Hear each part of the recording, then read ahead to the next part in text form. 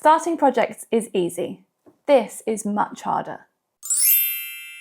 I'm writing a new album at the moment, but I've been writing it for 3 years technically, ever since my last solo album, Exotic Monsters, came out in May 2021. This will be my 7th album, my 6th solo album, so I have a good track record of finishing things. But even so, making stuff up and getting it into a form that can be enthusiastically shared with other people can be quite the puzzle. So how does such a big project ever get finished? Well, you tell me. How do you finish the things that you start? I'm really asking here. Please do let me know in the comments, because I think we could all really help each other out. I find starting songs, starting albums, starting pretty much anything easy, fun and exciting. Once in a while, a whole song will come out in one sitting. Music, melodies, lyrics and everything. And that is a very good day for me. Most of the time, I come up with something I think is exciting, record a voice memo of it, and then go and do something else. It's like my brain switches off and doesn't want to see the new idea through to completion. Are you familiar with the concept of the left brain versus right brain struggle? It's the idea that the practical left side of your brain shuts down the creative right side of the brain, reminding you that the dishes need doing, or saying this songwriting stuff is a waste of time and you're no good at it anyway. Or is that just the inner critic at work? Either way, I've experienced that feeling many times. I start playing the guitar or piano and singing along. I record the little bit that I've come up with and then suddenly feel very compelled to do something less scary and chaotic than making stuff up out of nowhere. Is it procrastination? Or is it just the left brain trying to make me work on my plan B? At least I record my ideas, but sometimes those voice memos sit gathering digital dust on my computer for years. Years. Cancel Your Hopes is a song from Exotic Monsters that sat on a mini-disc for 15 years before I finished it off. I mean, thank goodness for such a stable and reliable format. Bit of a shame it didn't catch on, isn't it? Slow Puncture is one of my very earliest songs from my first She Makes War album, Disarm. For that song I had everything written and recorded apart from the verse melodies and lyrics for at least 3 years. I ended up having to finish the words off on the tube journey to the studio on the morning of recording, balancing a notebook and my dog Mr. Benji on my lap and humming under my breath like a right weirdo. The song turned out really well though. When I was a teenager, someone told me that if I couldn't remember my song idea the next day without recording it, it wasn't good enough in the first place. These days, now that I have over 100 original songs released into the world, I know for a fact that this is absolute bollocks. And I'm almost certain that the person who said that to me has never released a single song. There's a life lesson for all of us. Be very careful who you take advice from. Those 2 songs I mentioned are 2 of my favourite songs from my back catalogue.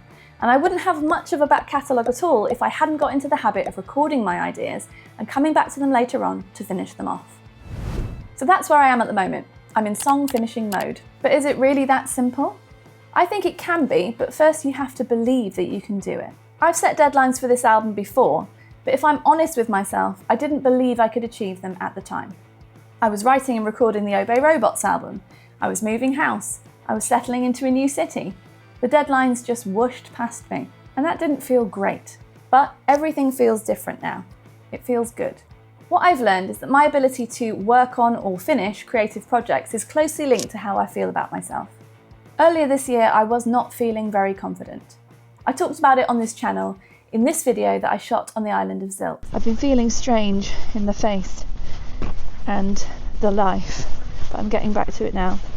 Thank you for your patience in this matter. As for the face, this is my face. It holds my brains in. It's, weatherproof. It has lived many years, done a bunch of stuff. It's a face. I'm not wearing any makeup today because I didn't want to. Why on earth should I have to if I don't feel like it? I shouldn't. I don't. And yet the things inside my head make me feel certain ways, and I'm just trying to unpack these things while I'm away. So since then I've been doing a few things to try and build myself back up. Exercise, eating healthy most of the time, getting outside more, reading, restricting my phone use, all the basic stuff that makes me feel that I am capable of doing big, difficult things. One of the new activities that has helped me the most is starting to write 1,000 words a day. I listened to Ali Abdaal's podcast episode with Nathan Barry, and I started doing it in February. I managed about 40 days in a row, and then I stopped. Then I started again. Then I stopped. And now I've started again, and it feels really good again. I just think it helps me to put aside time to get my thoughts out of my head, work on any bits of writing I need to share in emails or online in the coming weeks, and sometimes just rant on about whatever's bothering me. Very little of what I write will ever be seen by other eyes, but that's absolutely not the point. I've written 67,329 words in this way since the 14th of February 2024, and that feels great. Doing the things I say I want to do feels great. Being the person I think of myself as feels great. I want to be someone who writes thoughtful prose, who finishes songs, who spends time outside in nature, amongst a list of other things. And I will keep trying to be that person, while also trying not to be too hard on my in this moment self. Writing 1,000 words a day is not for everyone, but I highly recommend thinking about what your version of that might be. Drawing a new character every day, taking a photo every day. Suggestions are very welcome below. Let me know in the comments what you think about this idea. I recently shared a video called I Wrote a Shit Song and the World Didn't End. Someone commented on that video saying that you can't schedule creativity, that you have to write when creativity hits. I'm genuinely happy that that tactic works for him, and he says he's written 29 songs since January 2023, which is way more than me, but I know that that doesn't work for everyone. It doesn't work for me. I find it very easy to start songs, but if I don't schedule the finishing off bit, they don't get finished off. And it's time for them to be finished off. So how? I work backwards. I decided I'd like to record the entire album over 3 weeks in July. So I put that in my calendar. Then I made a list of all the songs I have completed so far for the record.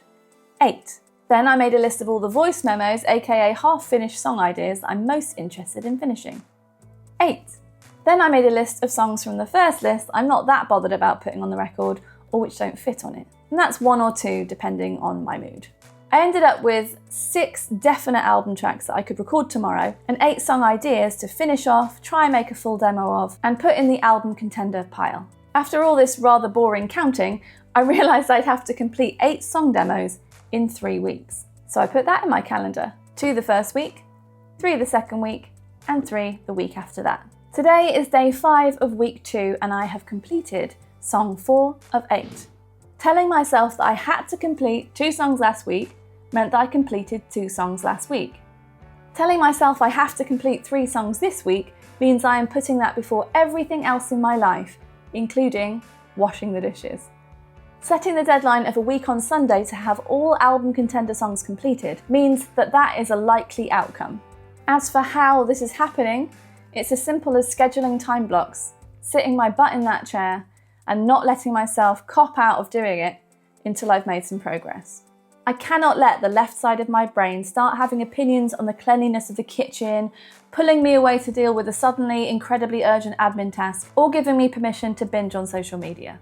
I'm doing everything I can to help myself complete this project. In my notes app, I've written in large letters, "Stop looking at the internet, your new album isn't on there." That one's helping me quite a bit. So I'm very pleased to announce that between the 8th and 26th of July 2024, I will be recording the new Penfriend album upstairs in the Launchpad. A few friends will be popping up as guest musicians, and Chris Sheldon is on board to mix after doing such a stellar job on the Obey Robots album 1 in 1,000, along with all of those great albums by Foo Fighters, Vida, Shed 7, My Vitriol, and many, many, many more. Finishing big projects can be hard, but right now I'm really enjoying being immersed in making this album. Not rushing, but not leaving things so open-ended that it doesn't feel like it matters if I work on these songs or not. It matters to me, so I'm doing it. And I'm really looking forward to sharing this new collection of songs with you. As always, this video is sponsored by the Correspondence Club on Patreon. Check out the description box below for a link to get your free 12-track album and 31-page zine, and you're very welcome to browse digital and analogue tiers with monthly and annual options in the Correspondence Club. Talking about making music is one thing, but if you're interested in hanging out with me while I write a spiky song with the help of Wikipedia, then this video is for you. Take care, and I hope to see you next Sunday for another episode of Tea and Empathy. Cheers.